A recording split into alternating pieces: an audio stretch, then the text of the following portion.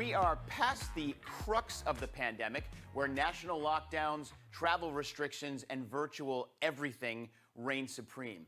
However, the effects of it still linger, notably with women. Emotionally, physically, and financially, it hit them particularly hard. We'll be discussing why and what women can do to take control with Arwen Becker, author and owner of Becker Retirement Group. Arwen, so nice to have you here joining us. And there's a lot to get to here with this particular topic. And I wanted to start off with you on a particularly large number. 2 million women left the workforce during COVID to take care of their families. Maybe you can give us a sense of the overall impact of that.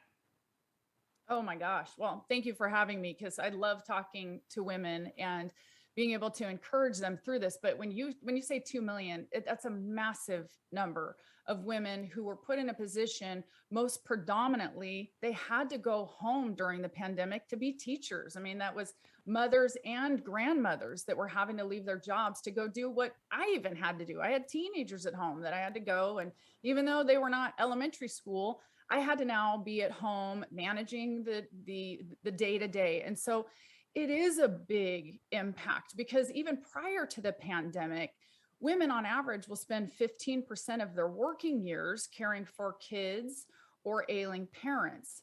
And just that alone means we're putting less into Social Security and less into our retirement plans.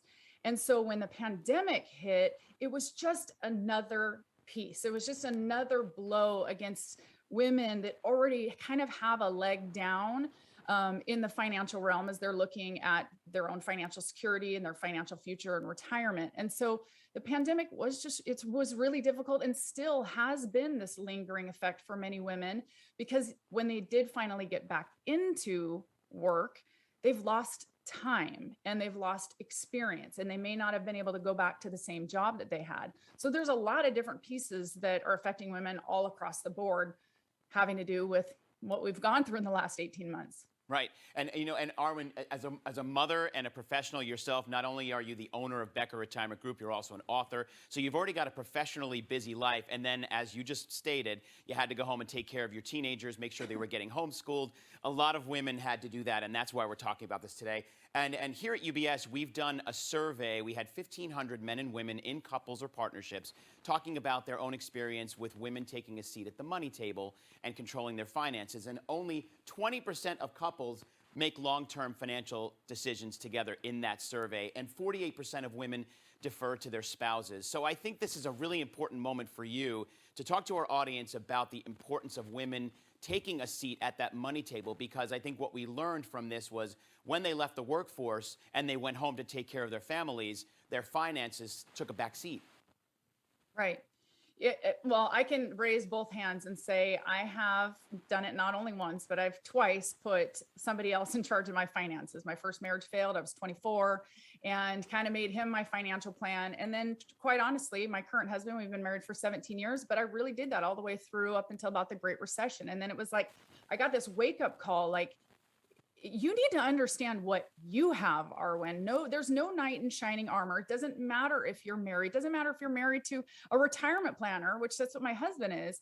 I need to understand fully what it is that I have. The main reason why, because 80% of men die married and 80% of women die single. And so you will be, most women out there, the last woman standing. You will be left to handle your finances. And there's nothing that's worse for me in my position as a retirement planner than to see a woman at 59, widowed unexpectedly, that has no concept of what's going on with her finances. And yes, they get to the other side of it, and we work them through it and educate them, and then they're financially empowered. But that feeling of insecurity is very significant. And so it's really just helping women to understand it is your responsibility, whether you're married or not, to know what you have, where it's at, and what the purpose is behind it that's going to provide you long-term financial security. Arwen, I read a quote that you said, in 10 years, we'll all be 10 years older, but we could also be 10 years wiser.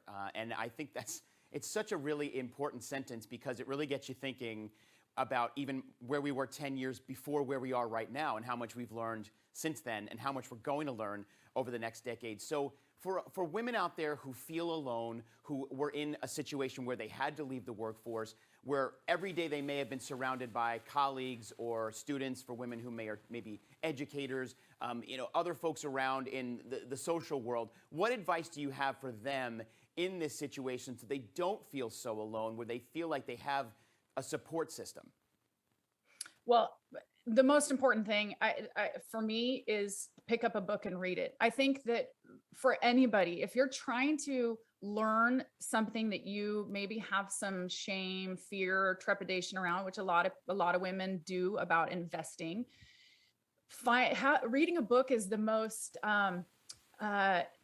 it's just you don't have anybody who's like pointing at you going, I can't believe you haven't done that. You're getting to read it in the privacy of your own home, and you can kind of go, ooh, I haven't done that, but you don't have to publicly admit that. So it's a great way to receive some education and correction about things that you have not done in the past, and then just to have the basic understanding, because when there is confusion, when there is the unknown, there's confusion. But when you know and you're educated on just the basics, it's amazing how much more secure you begin to feel. And again, I will be the first one to raise my hand to say, I lived that. I didn't pick up a book for many years, even though I married into another relationship. I didn't pick up a book on finances, even though I should have, because I thought somebody else will handle it. It's too boring. I'm never going to be able to understand it. And yet I was shocked that I could. And I think most women that they are perfectly capable of understanding it, but it's finding a book that speaks to you. And there are great books like mine that are written to women, that are written through more of a storytelling type of way, that help you understand the basic financial concepts to be able to start getting empowered on the little things that you're going to do that are the compound effect that build your security over time. It does not happen overnight, but it's something that is, you just take a little step here and a little step here. You'll wake up 5 years, 10 years, like you said, from now, and you will be in a vastly different place. Yeah, I love the idea of like curling up in the corner of the room. Maybe you have your spouse or partner, or you find somebody to watch your kids for an hour, and go in a place that you feel safe and secure. Put on some aromatherapy, put on some great music, and read a couple of chapters in a book that will really help you move forward with your own support system, your own financial life. Right. That's great advice, Arwen. So here's like the big question here. There are a lot of women watching this today, but there are a lot of men watching as well who have wives or partners who they think, wow, this might be something good for them to hear. What's the advice you can give to the women watching, but not only them, their spouses, their partners, their friends, their colleagues who may say, I want to help support my friend who did have to take a back seat for the last 18, 19 months. What advice do you have for all of them? Yeah, well, I would say for spouse or partners, for couples, it is really important that you're both doing planning together. And, I don't hear it often, but occasionally I would have gentlemen come to an event of mine, come in to meet, and we would talk about their spouse. And he says, oh, I do all the planning, she's not involved. And my response is, I'm happy to get through the first meeting, but the second meeting, she has to be here. Otherwise, we're not going forward, because this is a partnership. She needs to understand what she has. And so part of it is being able to create an environment that is welcoming, but also understanding she doesn't learn the same way that you do. And, a lot of times men are looking more at the tangibles, the goals. I want to get debt free, or I want another home. I want to travel, which, all those things a lot of women want to do. But when you ask a woman what matters most to her, about money, she'll say security, she'll say freedom, she'll say choices, she'll say not being a burden on my family. Those are all intangible. And so if oftentimes men and women see things differently, we have to make sure if we're in a relationship that we're meeting her where she's at and bringing her along, and not expecting her to dive straight into the data and the details of it. And if she starts to gloss over, it just might be time to conclude the conversation and then enter back in at another time. So you just have to recognize each person learns vastly differently and wants a different amount of information. Right. And interestingly, Arwen, in our Own Your Worth survey at UBS, 88% of the men that were surveyed said they want their wives or spouses or partners to be more involved. So this is great advice that you're giving.